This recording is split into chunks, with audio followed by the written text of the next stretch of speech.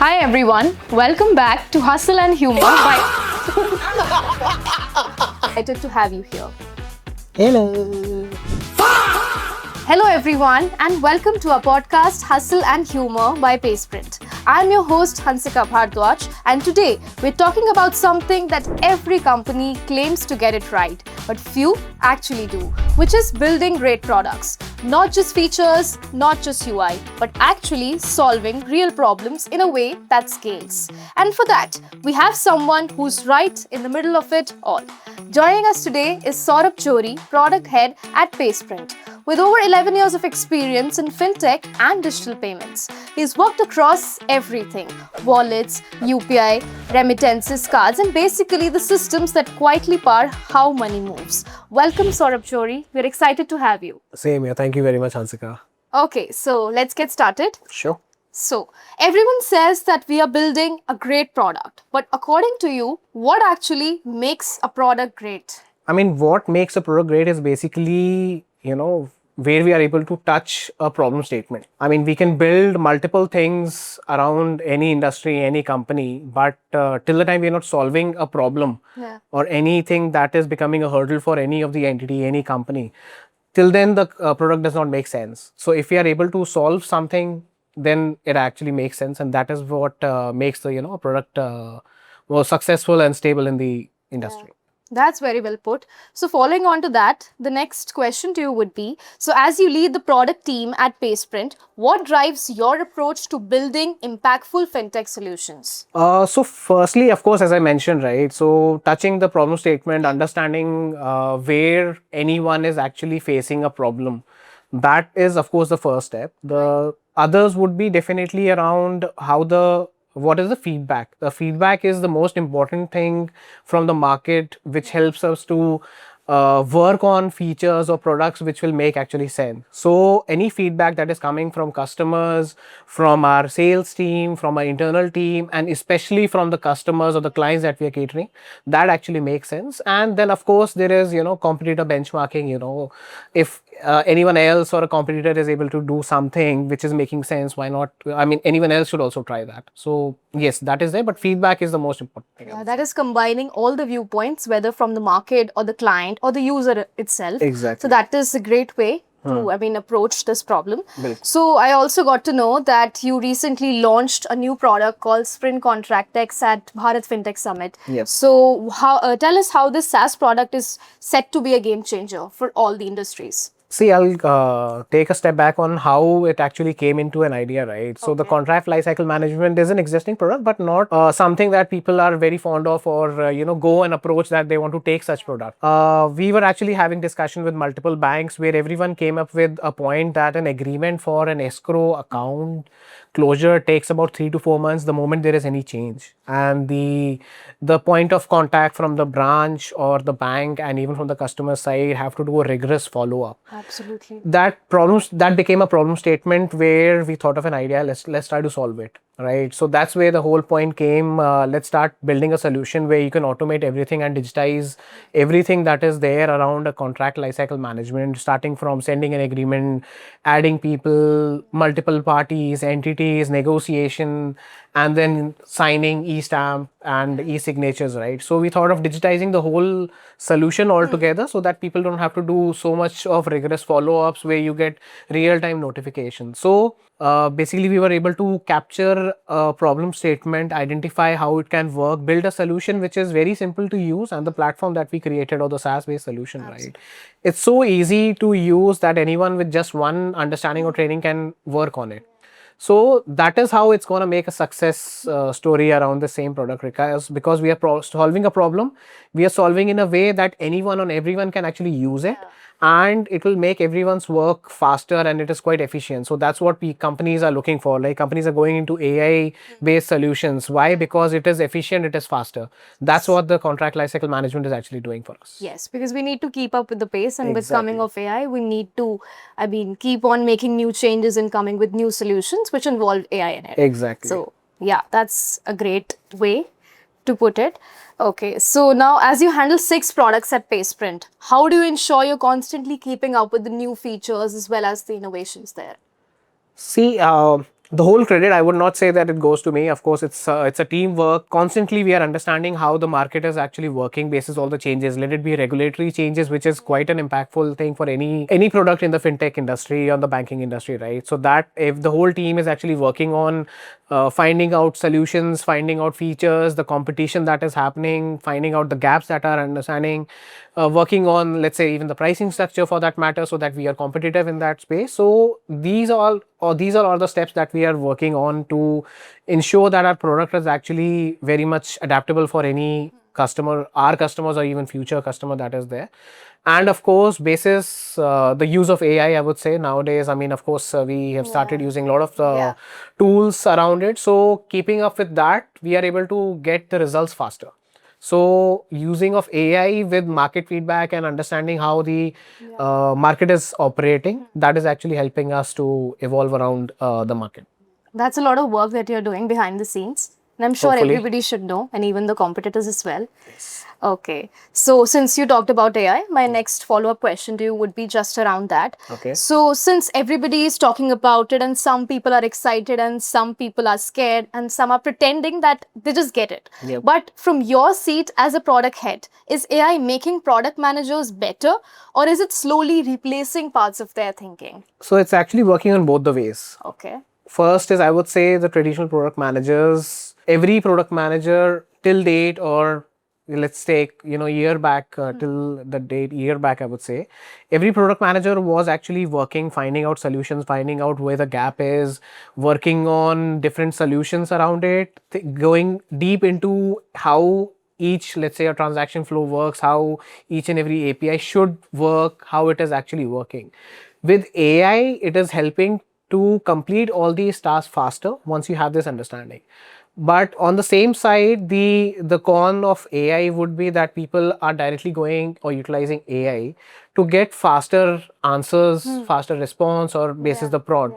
Nobody is actually going deep in how actually things should be working. So there are both pros and cons. Till the time you do not have an understanding in deep how the actually architecture should work, directly you should not start working on AI. So both pros and cons are there. So, is it like a combination of human thinking as well as the AI tools that come with it, which will make an altogether bigger impact on what we are trying to serve in the market? So, what is it? Yes, so definitely human. So ultimately in AI, right, till the time you do not give the right prompts, you will not get the right responses. Absolutely. So it's the human intervention, the understanding of how how anything has to operate. That is basis that only a prompt or a request can be generated, and then the response accordingly will be provided, right? So ultimately human intervention is required, human understanding should be there, Yeah. only then the AI should be incorporated. Okay. So, do you think that in the next 5 years, we'll see a fewer product managers but much better ones? So, what is your opinion on this? See, product managers, I would say every product manager has their own capability around how to operate, how to give their best actually. So in another 5 years, yes, I do believe that there will be product managers definitely on the pro side, which I mentioned that they will be able to work faster, they will be able to give more efficient outputs and outcomes that will be there, and there will be more impact. But again, on the con side, in case the person is not going through what a product should work on, or a product manager should be working on how the architecture works, and directly using AI, then there can be cons that not all product managers might be able to excel as the other one. Got it. So I think there's a lot of heated conversations on AI these days. That will AI able to replace our jobs, or the ones that are actually, operating it? So what do you think? Will it be able to replace the product managers? I do feel that AI won't be able to replace product managers. Reason being, the product manager, as I mentioned, right, the human intervention. A product manager will be able to give the command, will be able to understand the requirement, and then accordingly create a prompt basis which AI will give an output, right? Absolutely. I do believe a product manager or a product manager role will still be stable, will still be required. Only that the output, which might be taking, let's say, 6 months, just an example, can now take just 1 month basis AI. So the requirement of product manager will still be there. But still everyone needs to evolve along with the AI and along with the changes that are coming in. Yeah, it'll just speed up and not replace the efficiency. Correct. Yeah. Okay, so let's just shift the tone of the conversation and jump into the situational questions, as in what Saurabh would do. Okay, so time to put you on the hot seat, real scenarios and no safe answers. Okay. Okay, so say you're in a meeting, a stakeholder says just add this one feature, it is very small. But you know in your gut it'll mess up the entire product architecture. So what do? Agree or figure it out, push back in front of everybody, or what do you think? Just like the HR says, we'll get back to you. Okay, so any particular reason why would you say that? See, till the time, I mean, on the spot, saying no to any feature, any requirement is not the best approach. I would still like to analyze what the requirement is, basis only when I understand the problem. So, if there is a problem or there is a new requirement, I would like to understand it. If the person or the person in the meeting has mentioned that, this feature has to be added, I would like to see multiple alternate options or give them alternate options that apart from this exact requirement, there can be multiple scenarios basis which the same can be fulfilled. Whichever will take less time or let's say less cost or let's say can be done faster and more efficient way without disturbing the whole flow or the process would definitely give my suggestions on that. Okay. And only then the decision will be taken. Okay, but I'd like to take your first answer. We'll get back to you. That is the most safest way to say no. Let me think about it. Okay, so next would be sales team says clients want this feature tomorrow. Tech team says this will break the system. And the founder says we need revenue. So everybody is looking at you and what is your go-to move? Of course, I cannot be on the wrong side of the law. If the feature of the requirement of client is making sense that brings in more revenue, that would be one of the approach to go. But it also should come from not just one client. It has to be something that every client is going to use. I cannot keep on changing a feature, adding feature basis one client's requirement. It needs to make sense overall. Only then I would actually go for it. And of course, I cannot fight with the tech because they would understand, they would be the best one to give the exact timeline. And then accordingly, we can optimize it basis the later on stages. But yes, giving no is not the answer. I mean, it has to come from multiple clients itself. So it is combining everybody's opinions and then coming to the fact that what you'll have to answer. Yes, the best diplomatic answer, yeah. Best diplomatic answer. Okay. So now you have a very classic dilemma. You have two options. First is launch fast with some known gaps. Second is or delay and make it airtight. What's your pick? And be specific and why. There has to be a middle option. Okay. There will be a middle option for sure. You have to choose only one side. So I would go for the second one.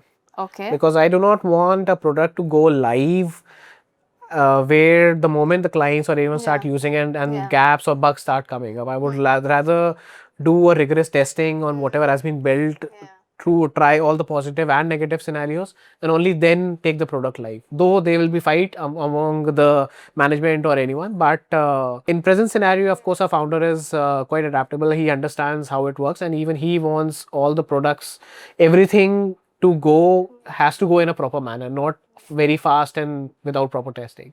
So I do follow that, I mean, of course, and then accordingly I take it forward.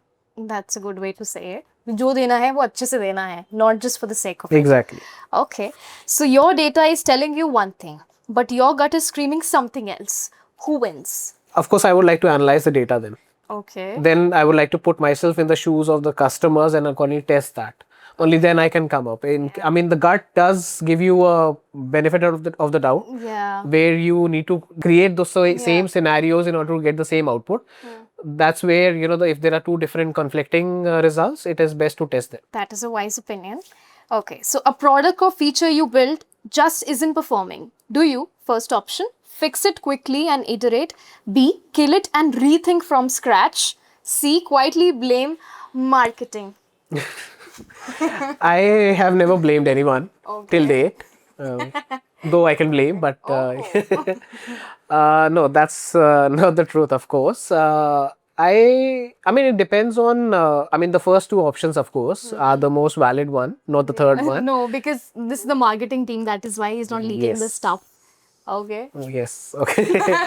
So in the first two options, of course, I would not kill a product immediately or even in the first one, right? Because It depends on scenario to scenario. In case there is a product which is creating a revenue loss and a big impact, of course I would like to kill that product and then accordingly work on it. The first one where a feature is impacting some flow, where some alternate can be found out, accordingly then I can take on the first option. So depending on what the impact is, how much negative impact is actually creating, accordingly the steps will be taken. That's a good one. Okay, so the last one. A founder tells you users will figure it out. What's your honest reaction? There was some note mentioned in one of the t-shirt of my team member. Okay. If the UI has to be taught to someone, the UI is not good. Oh. So basically, in case a user has to understand basis multiple uses, your product is not a success. If you can explain the product or any feature in just one go, it's the best product actually. Just like saying without saying it. Exactly. Nice, nice. Okay, got it. So now we are shifting to rapid fire. It is short, sharp, and we don't need any essays. So let's just go. One product you genuinely admire, and no, you can't say PaySprint. Definitely. So what is that? One product you're saying? Yes. Inside PaySprint or outside PaySprint? Outside. Definitely not a part of PaySprint. No idea. Okay, you can take your time. सोचा ही नहीं है ऐसा ना सोचा कोई असर नहीं आया ठीक है so we'll change the next question okay go to the next question let's bring in some Bollywood so if product management were a Bollywood character who would it be first is Amir Khan who is perfectionist I think Amir Khan yes no in your team in my team oh my god in my team cannot say right now okay appraisals are in order okay Ranveer Singh experimental okay let's say Amir Khan I think Gaurav oh okay and why not Ranveer Singh Ranveer Singh would be I would say Rahul okay Akshay Kumar Akshay ship Kumar fast fix later types who would that be Samarth okay also if your product journey were a movie would it be Three Idiots, Gully Boy or Drishyam? Three Idiots. And why? So Three Idiots because see ultimate. Okay. So Three Idiots because there was one of the point in Three Idiots right. If कि अगर एक के marks fail हो रहा हो तो बहुत बुरा लगता है लेकिन दोस्त भी अगर हो रहा हो तो अच्छा लगता है. So there is a team bonding in the team actually. So if one fails, everyone fails actually. Because we ensure that whatever they are building has to be within everyone. Yeah. If we go down together. Yeah. One line every product manager secretly relates to. First, picture अभी बाकी है मेरे दोस्त या ये सब मिलके हमको पागल बना रहे हैं. I think the second one makes sense. Okay. So now another thing. So AI in product is it overhyped or underutilized? It's underutilized right now. Okay. Data versus intuition. Data. Speed versus perfection. Perfection. Okay. One feature you've seen that made you think, why does this even exist? Behind the scenes, I will mention that. Okay. One thing product managers pretend to understand but don't. Business. That is controversial, guys. And I hope you're watching it. Okay. So, most overused word in product meetings. Quite a lot of them. BRD. Okay. Finish this line. A great product is the one that dash. That solves a problem. That's a good way to put it. So, the last one.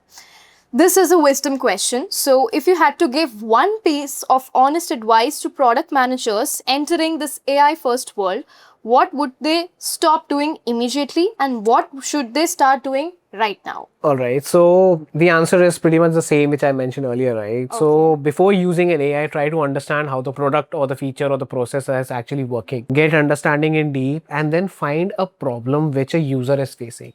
Not just solve it with basis AI, first solve it and then use AI to create it actually. So that is my take on how you should do it. That was sharp and honest. And I'm sure that the budding product managers out there are listening to you. And I hope they implement this in whatever task they perform in the AI first world. Okay, so thanks a lot for joining us, Saurabh. And to you. everyone listening, this was Hustle and Humor by PaySprint. We'll be back with more real conversations. No fluff, just clarity. So thank you, everybody, and keep tuning to Hustle and Humor by PaySprint. Thank you. Thank you.